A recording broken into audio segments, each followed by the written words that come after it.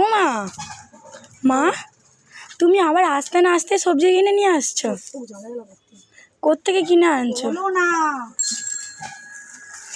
সবজি ব্যাপারে এসছি প্লিজ। চলো, এক প্যাকেট সবজি কিনে নিয়েছি বন্ধুরা। বলো, খাওয়ার আর আছেই বা কি? যাও, কিছু করে খেতে তো হবেই, তাই না? খাবার আর আছেটা কি? ঝিঙে, কুমড়ো, পটল, ঢেঁড়স সব আর রকম বাগান। কিনেছি।